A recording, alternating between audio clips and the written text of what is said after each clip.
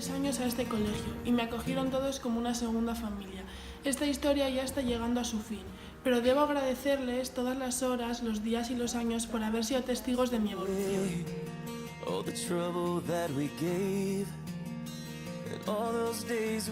Gaur egun naizen pertsona izateko behar izan ditudan baloreak eman dizkidan zentroa.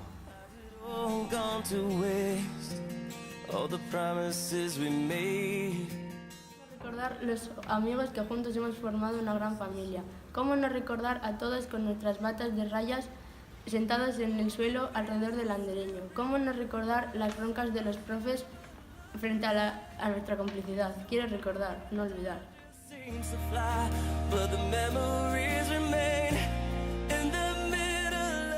el Colegio Mercedarias he encontrado la amistad, el respeto y gracias a él mi futuro va a ser mejor.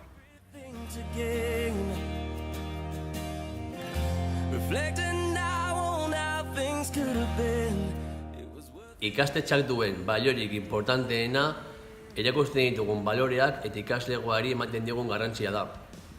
En este centro lo que impera es la buena relación entre las personas que lo integran, la implicación y el trabajo bien hecho. La actitud positiva, colaboradora y de crítica constructiva de todos los que formamos parte de la comunidad educativa del Colegio Nuestra Señora de las Mercedes contribuye al buen funcionamiento de nuestro centro.